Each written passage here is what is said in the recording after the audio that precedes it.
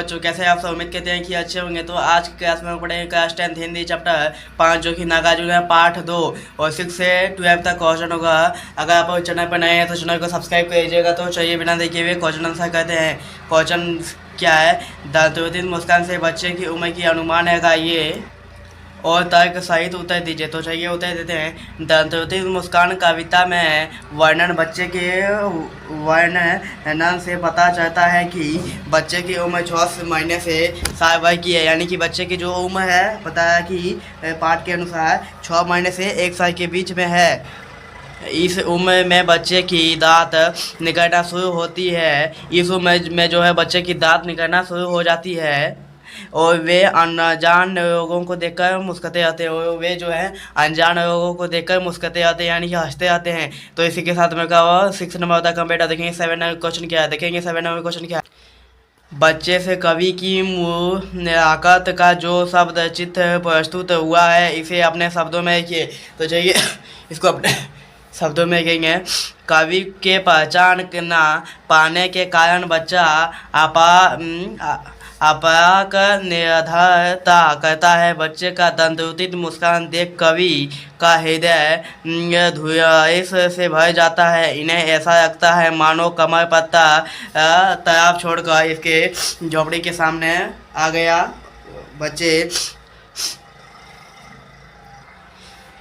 बच्चे के थकने के भाई से कवि अपनी आँख पूरे रहते हैं, फिर भी बच्चे इन्हें त्याजनी नजरों से देखता आता है।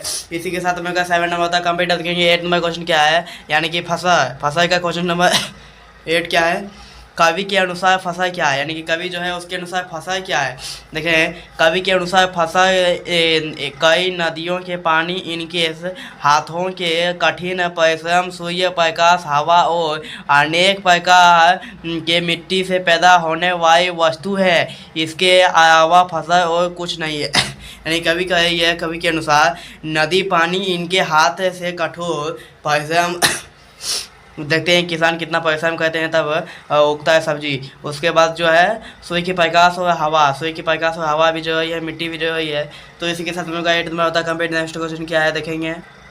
क्या है क्वेश्चन, कविता में फसल उपजाने के ये आवश्यक तत्व की बात कही गई है, वे आवश्यक तत्व कौन सी है। तो देखेंगे फसल उपजाने के ये आवश्यक तत्व हवा, पानी, ऊंचाई, मिट्टी, सूर्य प्रकाश और मानव का परिश्रम है। तो यही हवा, पानी, सूर्य की प्रकाश और मानव का परिश्रम है जो है ये इसी के साथ में का फसल उगता है। आप देखेंगे 10 नंबर क्वेश्चन क्या है। 10 नंबर देखते हैं आप क्वेश्चन क्या है। 10 नंबर क्वेश्चन क्या कहा है।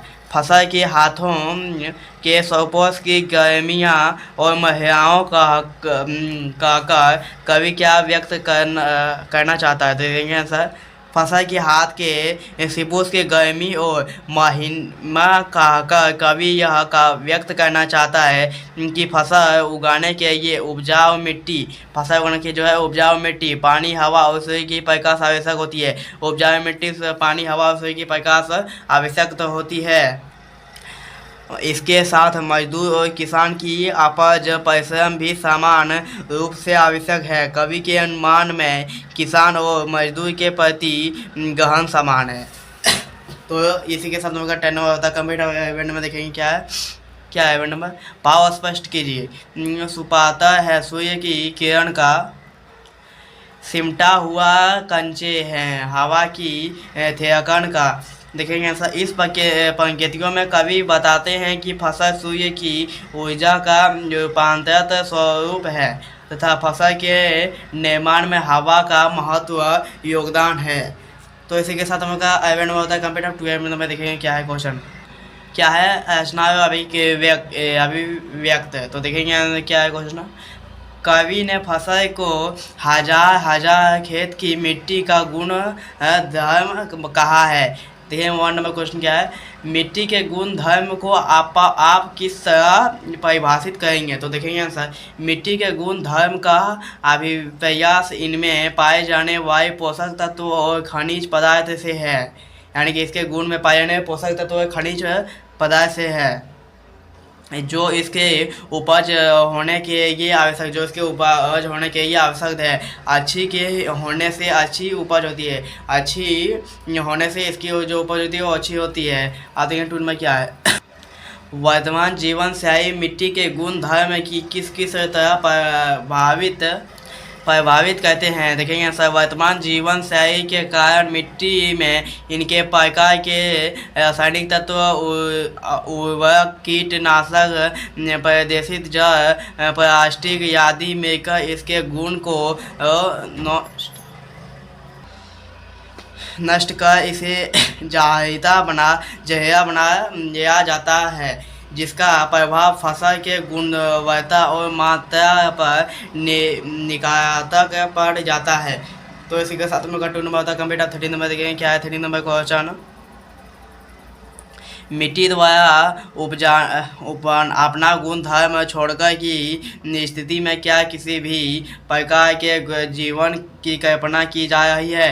आंसर देखेंगे, अगर मिट्टी अपना गुणधर्म छोड़ देती है, अगर मिट्टी जो अपना गुणधर्म छोड़ देती है, पृथ्वी पर पेड़ पौधे और फसल नहीं हमें पाएंगे।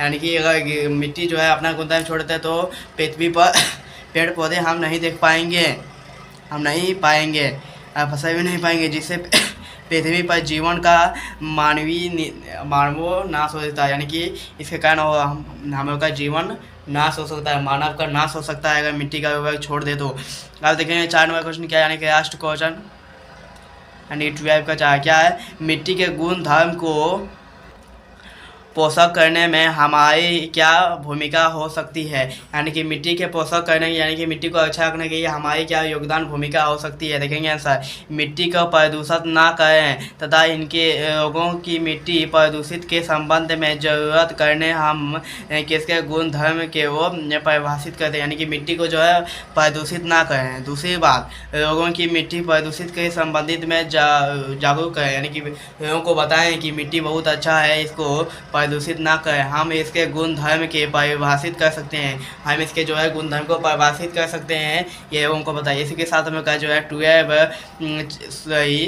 10th क्लास का चैप्टर 5 जो कि हिंदी का है नागार्जुन, इसका क्वेश्चन आंसर टोटल कंप्लीट हो गया।